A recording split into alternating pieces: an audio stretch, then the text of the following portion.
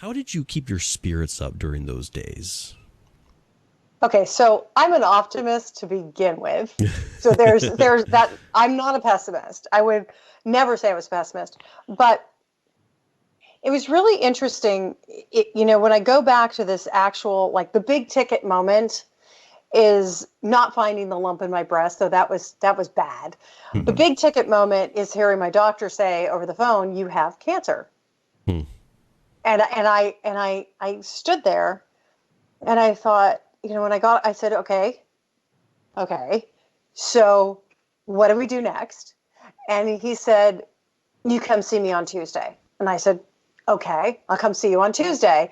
And he put me on the phone with his secretary and I made the appointment and got off the phone. And the next phone call I made was, well, we first called my girl's godfather, who had survived malignant melanoma at 21. He's now Hmm. he's like in late 60s and he's like amazing. Wow. And, he wasn't supposed to make it. And Right. he's obviously made it for a long time. So we called him. And then I called the minister who baptized my kids. And she is a religious science minister. And religious science is not Christian science. We believe in doctors. Religious science is this philosophy of positive thinking, that your thoughts create your reality, which, Mm-hmm. so mind-body connection, it's the secret, it's all of that, is all this, like, we can manifest anything. You have a choice. And I was very aware that I had this choice. I could be positive or I could be negative, and it was my choice. And so I was choosing to be positive, and I said, I need to wrap my mind around this, and I need your help to give me some things to hold on to mentally. And so she said, "You're already healed." I was like, "Okay." "You are unalterably whole." And I said, "Okay, I'm going to hold on to these." And I knew at that moment that by making this choice to be positive, I was given a gift. Okay, so we're going to step back. 6 months before, I was touring Pepperdine University with a bunch of kids on a field trip, and on the wall of one of the science labs was a quote from Swindoll. Didn't know who that was. That was, we're all given a set of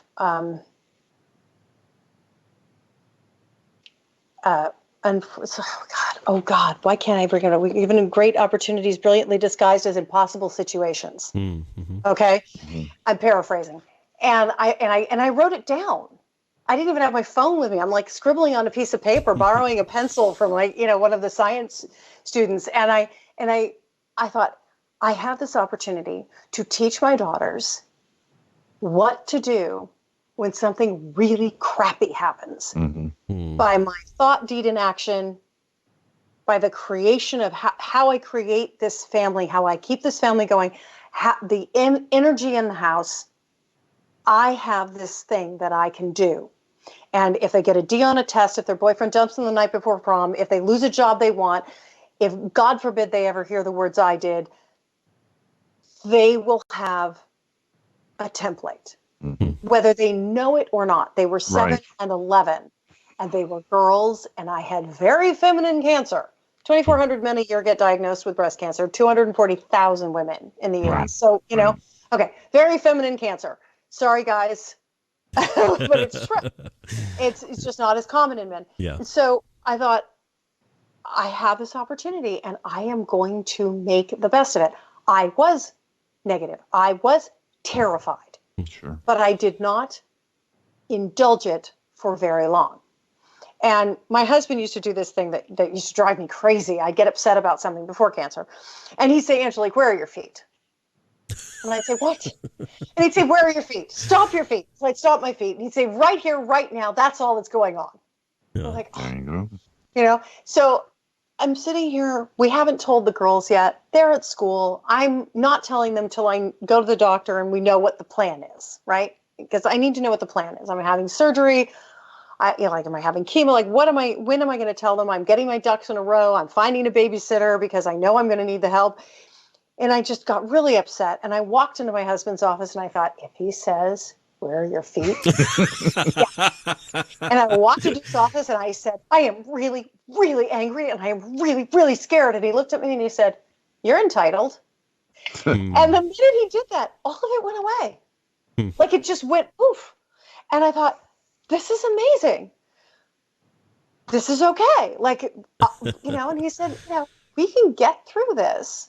As long as we can get through this way through, get through everything, which is one step at a time, one moment at a time, 1 second at a time, one breath at a time, and so right here, right now, everything is fine, and at that moment I had cancer in my body, but we were going to get rid of it. Right. That was the first thing we were going to do, So, and I'm also such an Aries, and I like information.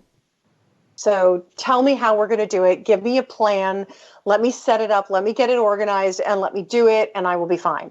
But under it all, driving it all was that I did not want to get this all over my kids. Mm-hmm. I did not want them to see it as scary. I did not want them to fear it. I did not want their lives to stop. I did not want the house to become about cancer. Right. Didn't want to give it a capital letter.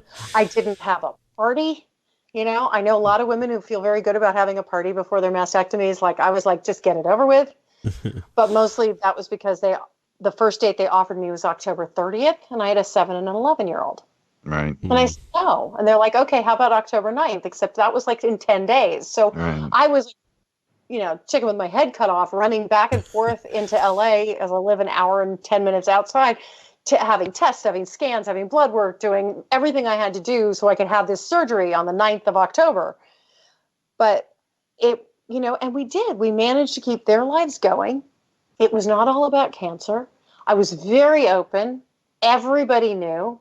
I wanted the girls to be able to go to and talk to anybody they needed to, but that was very much based on, number one, if you keep a secret in a house with a kid, like you can't. They know whatever it is, right? Number one. Number two, the fastest way to find my kids was for me to go into the bathroom. So like I was never, I had 2 girls. They were 7 and 11. Like if I go into the bathroom, like mom, so, like, they were going to see scars. They were going to see bandages. Like it was just, I was going to lose my hair, and I just could not be bothered with the energy it was going to take to maintain some sort of hidden disease. I couldn't do it. Some people can do it. Hats off. I couldn't. It's not me. And so that's really how I did. And I wrote my blog. I started my blog, and my blog, the very first entry on my blog is that Swindoll quote, because I wrote my way out. I'm like, Alexander Hamilton. If I felt upset, I wrote about being positive. If I felt scared, I wrote about being brave. It wasn't that I wasn't. 3:00 in the morning was a really nasty time for me, but I would write, and it would dissipate as I did that. I would reach out and I would help somebody else.